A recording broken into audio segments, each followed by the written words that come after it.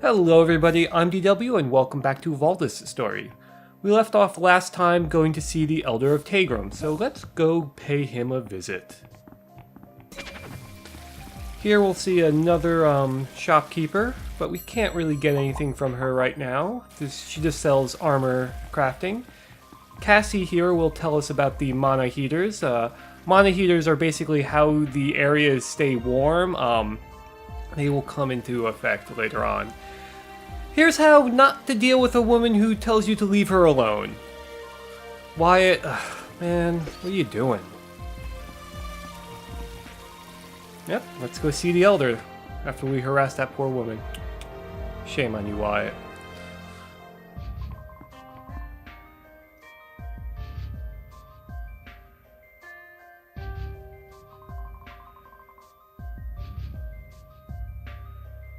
Seems like the Elder is not very happy that Adelaine is wounded. I do believe that they are related, but she always refers to him as just Elder, not father or grandpa or anything like that.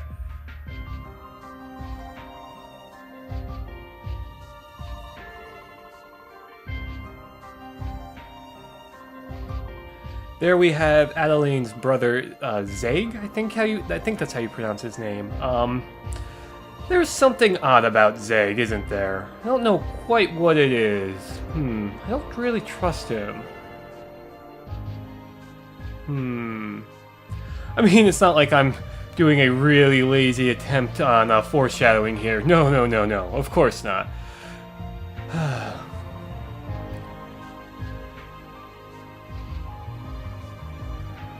Anyway, it looks like the Elder here will have a mission for us, a little quest. He wants to reconnect with some of the other villages. He was going to send Adelaine, but since she's wounded, he wants her to just stay behind and heal.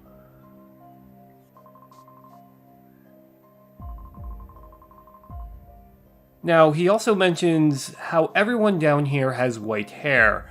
This is never really explained, as far as I can tell. Adelaine here will give us the wall hook, which is basically our wall jump ability. It's very helpful. Now we can really get around places much easier. Here we got our spare parts. So before we go ahead, I want to look at my items here to make sure that I have the right, or rather enough of these very specific crafting materials, and it looks like I do. So I don't have to do too much grinding in this video, and honestly I don't have to. Let's check out our wall jump. It behaves just like you would expect. Once you're against the wall, you just press jump again. Over here we have a secret vendor that we can't quite get to just yet, but that's where you can buy respec points, or basically you can, if you want to redo your skills or reallocate all your stats, that's where you can go and do that for fairly cheap too. Now we can switch to dark magic. Of course we could do this right from the beginning, but this is where the game introduces it to you. If we press both guard and spell, we bring up our quick select menu for our spells, but we can also go to the main screen here, the main menu here, and look actually what the spells are. So for our air spell, we have Hellish Descent, which is a great denial of area and health regain ability. Up we have Shadow Walk, which will make us invisible, and like there are skills that you can spec to make that really good, but that's not my playstyle. Dark Strike is sort of a multi-hit grenade attack, it's pretty good, and Black Hand is a really effective down move. Honestly, the dark magic is just way better than the light magic for Wyatt. Here we have our first angelic enemy. All the enemies of each faction are completely different from one another, so you don't have like palette changes or reskins from angels to demons or ferals, and that is really nice because you have a lot of enemy variety. The red aura around Wyatt indicates that he now is more towards the dark affinity, so we will get a life leech whenever we do crits, I think? And there's some other abilities. You know, I had posted the chart in the first video. You can just go look. Maybe I should put it in the thread. Anyway. So here's a Hellish Descent working. It's magic, quite literally. It's just really great for dealing with air enemies. Here I'm attempting to parry. I do that a lot in this video, and you can get these guys in this weird little loop where they won't hit you because their attack will fall just short of where you actually are. It's pretty funny. In that treasure chest we had our first Angelic Sapphire, or Angel Sapphire. It's just more crafting items. Now up at the top of the screen here you'll notice a blue wall. This is a magic wall. They are connected to the crystal that you saw spinning down at the bottom of the room. We can't get through these just yet, but we will get the item in this episode. So these priestesses here will teleport to you, and they don't attack instantly after a teleport. They sort of teleport and then pause. They're generally not that difficult to deal with, but if you want to parry your attack, you're gonna have to like stagger your guard so that so you can actually hit them with it. Otherwise, you know, you'll just sort of guard and then not get the parry off. Yeah. See, like that, I guarded way too soon.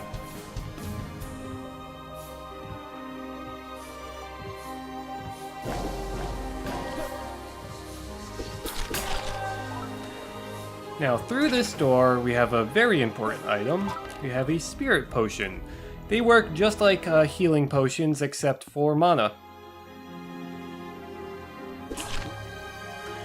Again, I'm trying to parry, but helps if I hit the right button. You know, it's R1, not R2. One of these days I will learn that. Hopefully, sometime soon. In the background here, you'll notice a mana heater. I do want you to try to pay attention to where they are, because they can be kind of important to the story. You know, they keep the lands from being frozen, and we do have a heating elixir for a reason, or a warm elixir. Here we have our first big guy. These guys will block your attacks. If you try to jump over them, they'll often do that sort of like upward swipe, so you have to either dash through them or wait till they're doing their ground pound. Of course, they are taken out by a single magical attack, although not always.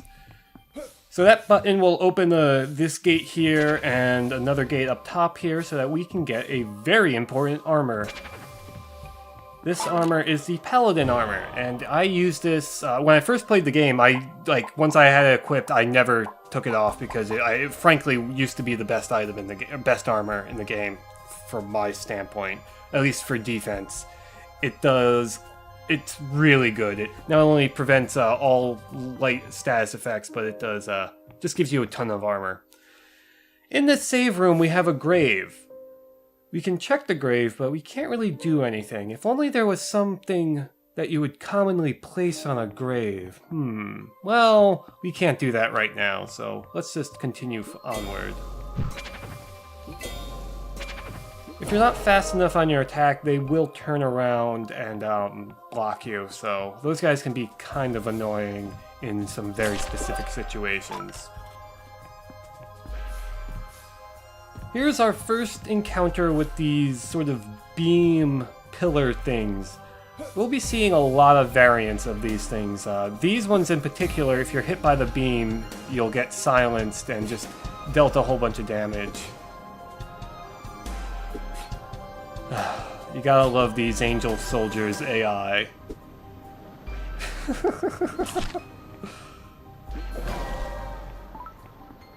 Hey, we got some steel. Steel is very nice.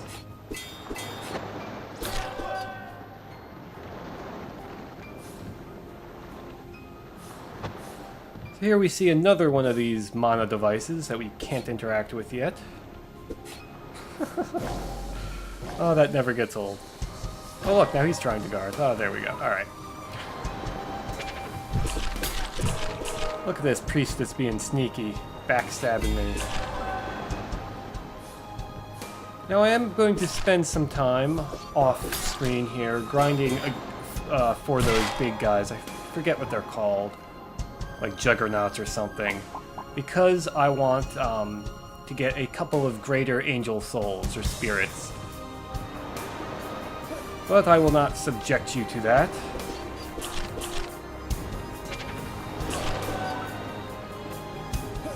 Where is the edit? Should be coming up right now? I should have edited it out more. Oh well. There we have it. So we got our second Greater Angel Spirit. And I also got a Saint's Opal, which is a very rare item. Unfortunately, the demon version is the Devil's Onyx, and unfortunately we did not pick one of those up, but you can't actually get one so early in the game. We'll see at the end of the video why having that drop is great. Coupled with the great emerald that we got from the drop of the fish right at the beginning of the game, that is a really good pickup. This guy is really guarding. Of course, we can use the heavy attack to get through them. Here we have another one of these green enemies. These green priestesses, they have some additional moves that you generally won't see until later on in the game, like that heal ability, but they go down fairly easily. Now, that enemy is fairly tough, and we have a boss coming up. This is a very common thing, to put a sort of strong enemy right in front of a boss. Now, our boss is Tegu. This boss serves to introduce a semi-common boss mechanic where that is, Tegu has a shield that you have to bring down before you can deal damage to her. Other bosses will use that secondary bar as different things, like maybe as like it'll slowly fill up over time or something, but Tegu here, basically once you bring down her shield, you can then attack the crystal on her back. You can actually one-cycle her, I just don't quite manage it. Again, I use my focus meter not very effectively. That'll be a common thing in bosses in this LP. But there we have it. Now, let me take some time to explain the ranking mode here. So your top ranking is of course time, and if you were to see the boss's health bar near the right side, you'll see a little indication of the time. The bottom one is of course your health potions. If you use health potions, then you're going to get a lower score. The center one is your combat style. It's kind of hard to explain. Basically, it's affected by how much damage you do in comparison to how much damage you take. Also, the amount of hits you get in, the length of your combo, and the complexity of your combo. For Wyatt, right now, it's a little hard for him to get like very high combo scores with the heavy blade. If we had some of his other weapons, then it would be a little easier, because you really want to get in all those hits. Now, moving on. So we got an A rank overall. When I did my test playthrough, I got an A rank but got a different reward, which leads me to believe that rewards are tied to either your sub rank in some way or are slightly randomized. I'm not entirely sure though.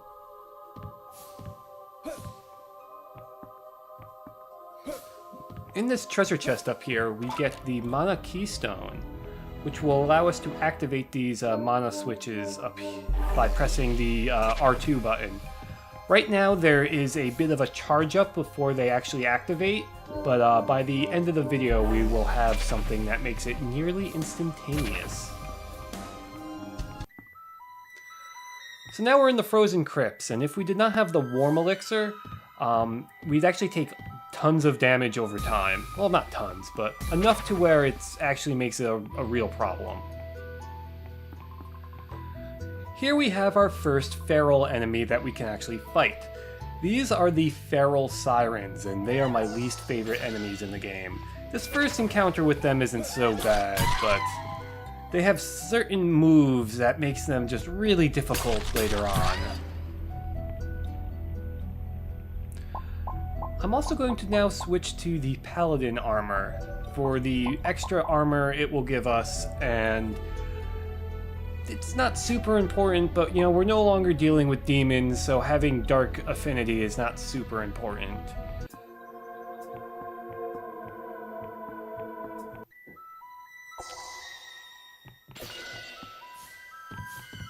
Now through that skeleton door is a very important NPC that we can't quite get to yet, which is really unfortunate because that's where we learn double jump, and it would be great if we had that. Down here we see a broken mana heater, so this is the effect of what happens when a mana heater no longer works. And this will be a fairly common thing to happen in this game, where you'll have cold areas that will slowly drain your health because there's no more mana heater.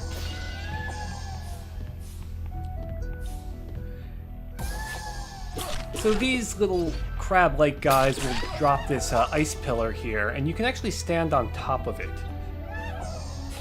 We also have another Siren. I attempt to parry one of their projectiles, but you can't do that, unfortunately. Now, if I did not kill that guy, he would have placed an ice tower down, and we would be able to jump up there to get that treasure chest. So I have to actually leave the room and come back, despite all the attempts I make. So let's get him to drop his ice tower. There we have it. And jump up and get this treasure chest, which would be very nice because we definitely need that warrior's plate. Now I want to show off some of the other movesets that these Sirens have that make them kind of a pain to deal with. One is this sort of like ice wave. The yellow exclamation point above Wyatt's head during that means that you can cancel out of it. They also have this other move, where they'll put themselves in a shield, they'll become immune to damage, and have just a ton of ice raining down around them. That's their most annoying attack, and sometimes they do it very frequently. Through here we have our mini-boss for the area.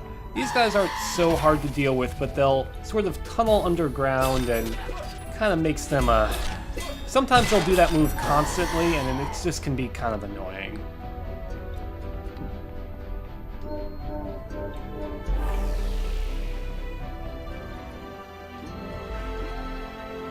So going through this door, we will come to the first major boss in the game. I think his name is Rekjal? I don't know, Rukjal? Something like that. This boss can be kind of difficult. I certainly can do it a lot better than I do in this take. But yeah. Now you can imagine if you had your health constantly drying. There's wind that will push you around. There's a really great trick where you can actually wall jump off of his face, which makes this boss so much easier, because otherwise you'd have to go up around and deal with those annoying ice lasers. So the premise is, you know, he will put a shield around various areas, and then you can only hurt the area that doesn't have the shield on it. And you have to, you know, destroy his crystal on his chest, then the one on his back, and then you can hit his face. Now, unfortunately, I don't get the S rank, and I make terrible usage of my focus as always, but Rukjal goes down fairly easily. And we're at level 6. Now, for beating him, or I assume it's him, don't know why, maybe it's her, I don't know, it does spit out little crabs. But regardless, beating it, we get the Ice Soul. So this is our first new magic soul. This will basically just give us new abilities. Let's take a look at what those abilities are. First, let's level up. We're not going to go with ambush. This, since I don't really use stealth, we're not going to go down this path. Instead, we're going to get Blade Shred, which will lead to a great ability where every time an enemy is bleeding, we get some health. Of course, we're also going to put another point into strength. And now let's take a look at our new ice spells. The most important one is the down spell, which is Ice Tower, which behaves exactly like the ice towers that the crabs do. The side is a projectile, like most side abilities. The up will enchant our weapon with ice magic, so we will do ice damage. That can be kind of useful, but it's very situational. And the air is basically just a version of the side spell, but in the air. So let's place down an ice tower so that we can jump up here to activate this mana crystal. When the game first released, it had a lot more abilities that were sort of tied to elemental magic, like this ice tower. In the recent update, they got rid of one of them. You used to have your double jump tied to an ice, or not to an ice ability, but to one of the other magic abilities, and that made it a lot of a pain because you'd have to hit R2 every time you wanted to do a double jump, and you basically always had to have it equipped because why would you not want to double jump? Anyway, we are now in Herc. I have no idea how to pronounce the name of this town. It's like Herc. To me, it just looks like an expression of pain. And this guard, just like the people in Tegrum, is not too fond of us. But regardless, he lets us agree to meet with the Elder. And here we have Elder Birja, or Breja. I really like her design. It's unfortunate that she is not a major NPC whatsoever.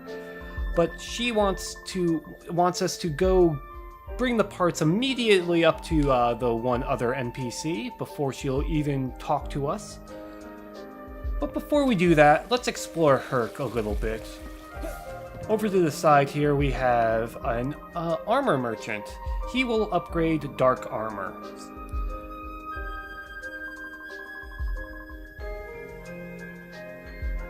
And he has some rather snide remarks about the other angelic armor smith. So we could upgrade the murderous raiment here, but we're not going to do that.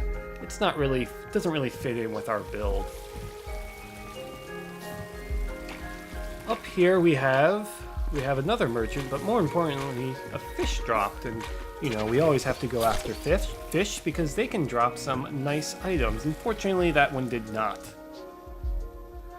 Talking to Yavin here, he's the junk collector. He has some rather interesting items. Unfortunately, I did not get a greater feral spirit, so we cannot get the Book of the Old Gods. And unfortunately, we do not have a Devil's Onyx, so we can't get a No Master's Scroll, but thankfully we did get that Saint Opal, and we can actually get a Devil Onyx fairly soon. Over here we have the Angelic Armor Smith.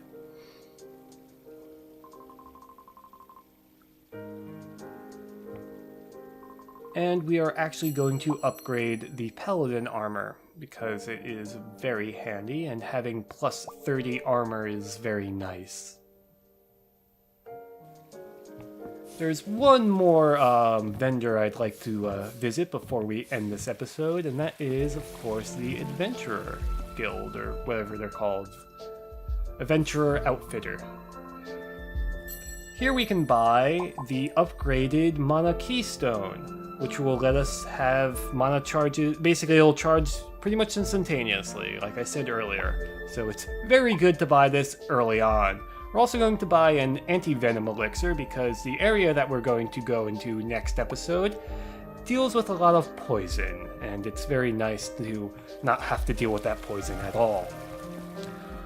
So yeah, that's going to be an episode. Next episode, we'll go give the parts over to the mechanic and then continue onward. As always, I've been DW. Thank you for watching.